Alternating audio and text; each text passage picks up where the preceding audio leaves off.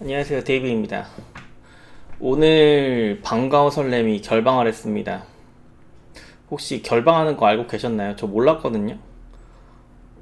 오후 8시 40분 돼서 이제 9시에 이제 방과후 설렘 하는 거 기다리고 있는데 다 계속 올림픽을 하는 거예요. 안 그래도 올림픽을 언급하려고 했었는데 올림픽 때문에 방과후 설렘이 이제 시기상으로 경쟁에서 밀릴 수 있다라고 얘기를 하려고 했었는데 결방까지 하면서 밀릴 정도는 솔직히 예상을 못 했어가지고 결방을 하면 결방을 한다고 어떻게든 시청자들한테 공지가 됐었어야 한다고 보는데 참 안타깝습니다. 안타까운 점이 뭐냐면 방과설님이 그동안 시청자들한테 좀 소외되다가 최근 1, 2주 사이에 약간 상승세를 탔다고 저는 봤거든요. 분위기가. 그래서 방과후 설렘 특별 활동도 있고 다음 주에 방과후 설렘 관련해서 온라인 팬미팅도 있죠. 그거 잡히는 거 보고 드디어 박차를 가하는구나. 방과후 설렘이 이제 막바지로 다가가기 때문에 여기서 이제 마지막 피치를 올려야 되는데 결방을 하면 그게 상승세가 꺾일 수가 있어요. 뭐든지 흐름이라는 게 되게 있는 건데 그 흐름이 꺾이게 되지 않을까 하는 우려가 좀 있습니다. 올림픽 물론 중요합니다. 그럼 만약에 그 다음 주 일요일에 올림픽 쇼트트랙 만약에 결승 경기가 일요일 밤 9시 하게 되면 결국은 또 결방을 할 수밖에 없는 거예요. 이런 논리대로 하면 만약 뭐 가능성이 적습니다만 혹시라도 다음 주 일요일 날 9시에 대선 주자들 토론을 하거나 그러면 또 밀릴 수밖에 없는 거고 뭐 그 다음 주라도 마찬가지죠. 그러면 계속 소외될 수밖에 없는 겁니다. 이런 거를 보고 이제 엠넷이 아닌 게 음악 전문 방송 채널인 엠넷은 이런 것과 관계없이 계속 보여줄 텐데 역시 문화 방송이다 보니까 어쩔 수는 없는 것 같아요. 어쩔 수 없고 이런 리스크까지 제작진들이 감수해야 한다. 뭐 감수하는 건 감수하는 거고 그로 인해서 이제 가장 피해를 보는 건 시청자도 시청자지만 결국은 데뷔를 목전에 두고 있는 참가자가 제일 피해를 보는 거라고 생각합니다.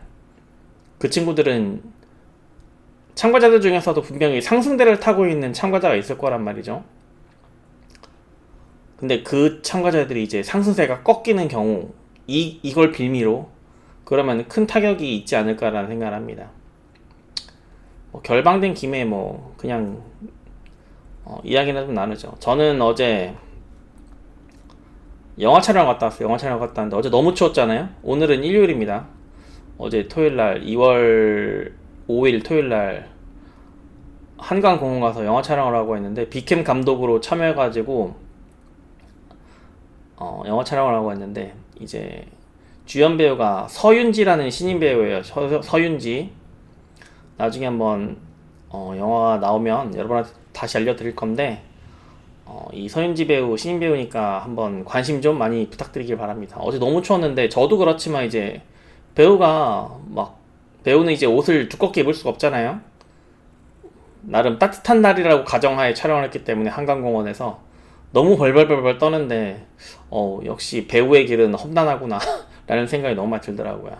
서윤지 배우한테 관심 좀 많이 부탁드립니다. 저는 촬영을 하면서 제가 촬영을 하고 어떤 댄스 하는 분이나 배우 하는 분, 모델 하는 분 있으면 되게 홍보를 하고 싶어져요. 그래서 미리 말씀드리는 거고 다시 방과후 설렘으로 돌아와서 저도 투표를 했습니다. 저 투표를 했어요. 김인혜한테 투표를 했습니다.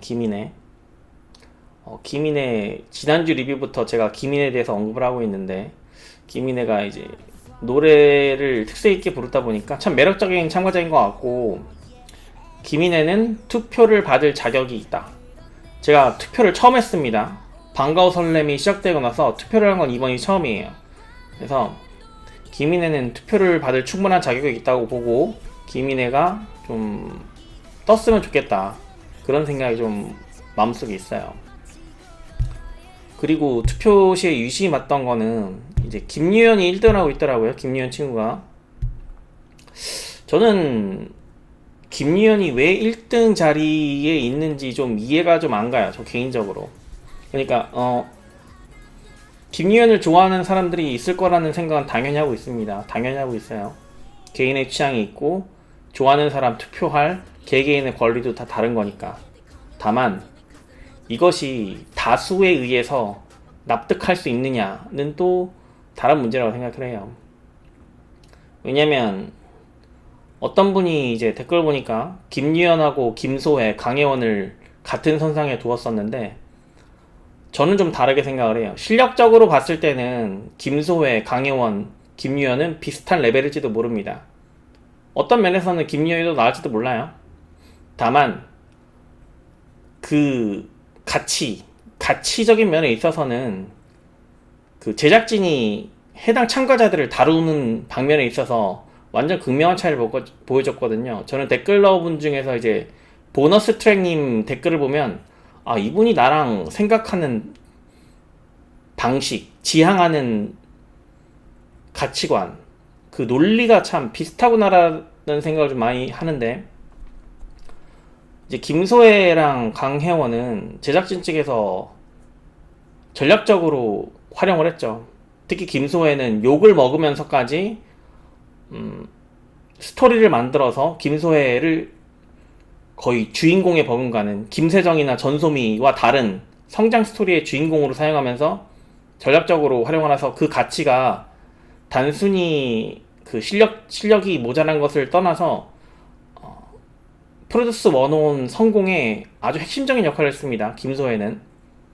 그리고 강현 같은 경우는 역시 이것도 전략적으로 갔다고 봐요. 프로듀스 48에서 항상 프로듀스 48은 투 트랙을 보여줬습니다. 강혜원이 나올 때 김민주를 같이 보여줬어요.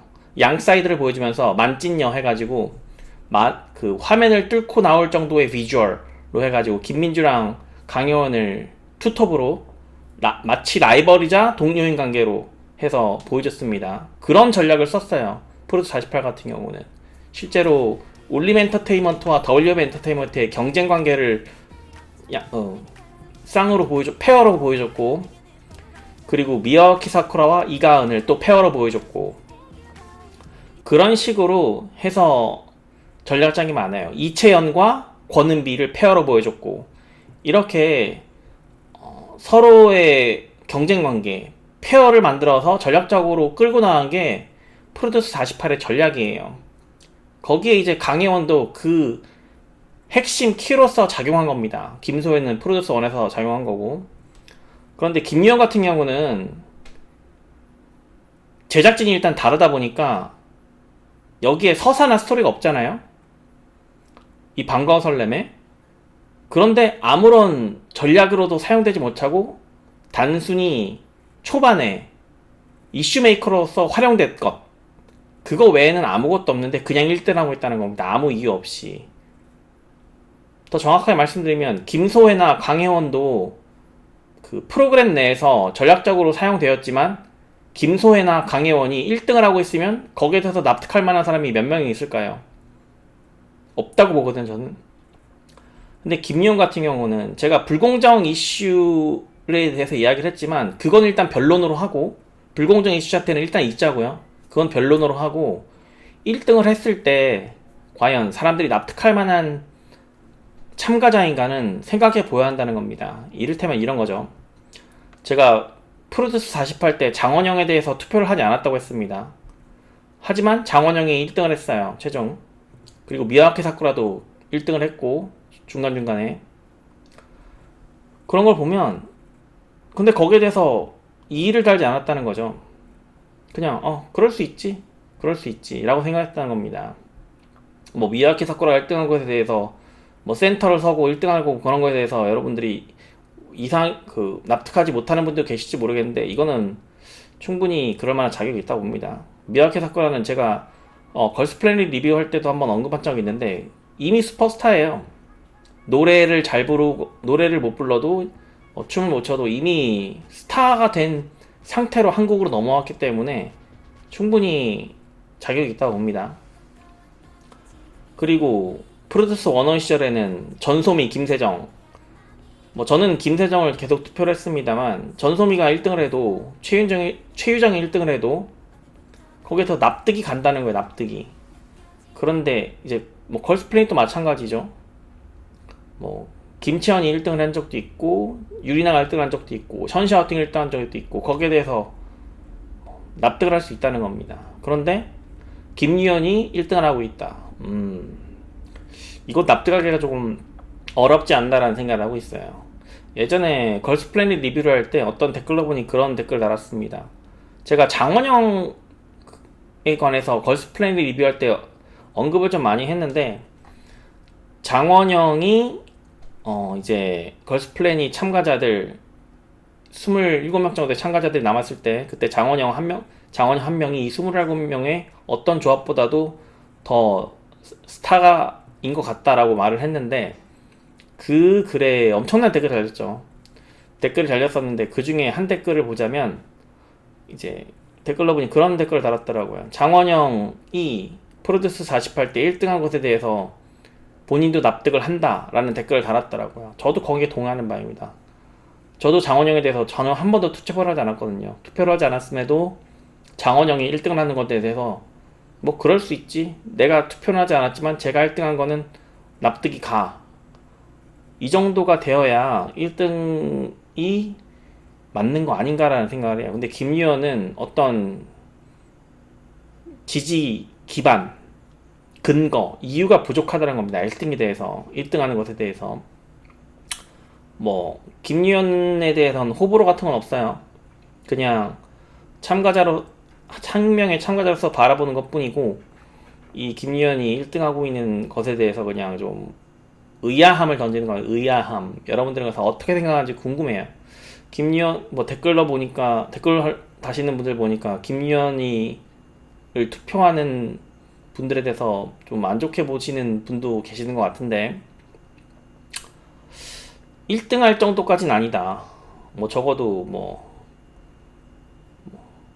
그래서 좀 어색하다는 생각을 좀 많이 하고 있습니다. 이번에 반가워 설렘 특별활동에 대해서 좀 이야기를 해보자면 우선은 반가워 설렘 특별활동 되게 재밌게 봤고요. 일단 반가워 설렘 방송이 얼마나 엉망이었냐가 좀 드러났던 것 같아요. 반가워 설렘 특별활동을 보면서. 그러니까 일요일날 오후 9시에 하는 반가워 설렘을 본방송이라고 생각하고 이 특별활동 방송을 이제 번외방송이라고 보면 이 특별활동 방송을 보면 우선 반가워 설렘 본방송보다 화질이 상대적으로 좋았어요. 반가워 설렘 본방송이 화질이 너무 안 좋다 보니까 초점도 다 나가고 아이들의 실제 얼굴이 명확하게 잡히지 않는 경우가 너무 많았는데 이제 특별활동 방송을 보니까 뭐 퀄리티가 압도적으로 좋은 건 아니었습니다만 상대적으로 명확하게 얼굴이 잡힌 부분이 많아가지고 아이들이 새롭게 보이기 시작했고 실제로 반가워 설렘을 시작하기 전에 가장 기대했던 부분이 걸스플래닛과 다르게 뉴 페이스들이 많았다는 거거든요. 그 뉴 페이스들이 많았다는 참가자들이 많은 것에 대해서 전혀 이득을 보고 있지 않았다는 거죠. 반가워 설렘 본방송이. 근데 이제 특별방송을 딱 보자마자 아이들 얼굴이 선명하게 보이는 것을 보고 역시 뉴 페이스니까 확실히 아이들이 새롭고 화사해 보이더라고요. 그리고 메이크업 같은 것도 본방송에서는 얼마나 메이크업을 엉망으로 했는지 그게 참 드러나는 것 같았어요. 제가 지난번 리뷰에서 그 서프라이즈 노래 데뷔곡에 관련돼서 얘기를 하면서 헤어나 메이크업이 어울리지 않는다라는 말을 했었는데 이제 특별활동에서의 아이들을 메이크업한 걸 보니까 너무 괜찮더라고요. 아이들이 너무 자기 메이크업과 찰떡으로 맞았다고 보고 그리고 편집하는 것도 그 특별활동 편집은 다른 분야인 것 같은데 역시 편집자에 따라서 너무 극명하게 그 재미가 차이가 나는구나. 본방송 때 편집자와 특별활동 때 편집자는 분명히 다른 사람이다. 제가 장담하는데 분명히 다른 사람이에요. 특별활동 너무 재밌게 보았고 그래서 뭐 경쟁 없이 특별 활동에서 아이들의 정말 순수한 모습, 아이들 그 자체로의 모습을 볼 수 있어서 너무 좋았던 것 같아요. 실제로 시청자들이 원했던 것은 아이들의 이런 모습을 직접적으로 보는 것이었는데, 본방송에서는 서사나 스토리가 없다 보니까 계속 경연만 했죠. 계속 경연만 했죠. 그래서 아이들이 실제로 어떤 성격을 가지고 있는지, 어떻게 말을 하는지, 어떻게 서로 릴레이션십을 갖고 있는지에 대해서 알 길이 없었다는 겁니다. 근데 특별활동을 보니까 그런 것도 상대적으로 많이 드러나는 것에서 이런 거를 1화부터 좀 보여줬으면 사람들이 참가자들에 대한 인식이나 투표하는 그런 순위가 많이 바뀌지 않았을까라는 생각을 좀 많이 해요. 이제 경연만 계속 보다 보니까 경연으로서만 판단되어지는 그 친구들이 아니라 정말 내가 바인딩 될 수 있는 참가자가 누구인지, 시청자들 어필할 수 있는 참가자가 누구인지가 극명하게 갈렸을 거라고 생각을 합니다. 그런데 이제 오늘 결방을 함으로써 그 상승세가 조금 꺾이지 않을까 하는 우려가 좀 있고, 다음 주에 온라인 팬미팅이 있다고 하는데 과연 온라인 팬미팅이기 때문에 몇 명이나 참여해서 볼지, 과연 다음 주는 결방이 없을지, 그런 것들이 악재로 작용하고 있죠. 제가 알기로 반가워 설렘 이제 몇 회 안 남은 걸로 제가 알고 있는데 2월달에 끝나지 않나요? 제가 알기로 지금 11회, 12회 이거밖에 안 남은 걸로, 제가 2회 정도밖에 안 남은 걸로 알고 있는데, 여기서 막바지에 이르러가지고 이렇게 결방 사태를 만들어 버리면 실제 데뷔를 목전에 두고 있는, 특히나 상승세를 타고 있는 참가자한테는 크나큰 악재로 작용하지 않을까라고 생각하고 있습니다.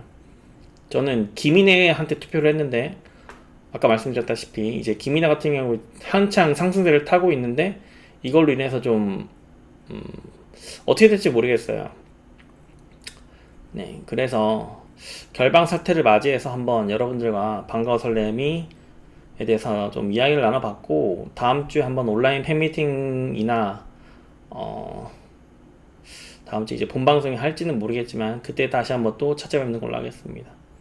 오늘 반가워 설렘 본방송이 결방하는 바람에 덕분에 진짜 불가살 본방송을 봤어요. 불가살 본방송을 오늘 최종화했는데, 불가살 최종화를 보고 나서 반가워 설렘 리뷰를 하려니까 그것도 좀 제 심적으로 지금 언밸런스한 상태에서 지금 반가워 설렘 리뷰를 하고 있는 겁니다.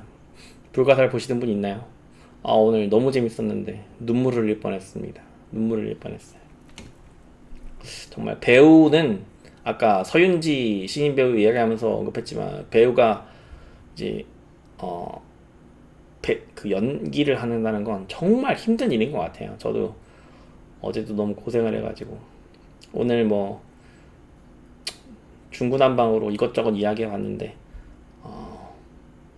여러분은 어떻게 생각하는지 궁금하네요. 네, 날씨가 갑자기 추워졌습니다. 올림픽도 시작됐고 대선도 한창이고, 실제로 오미크론 바이러스 때문에 저희 회사도 지금 재택근무에 들어갔습니다.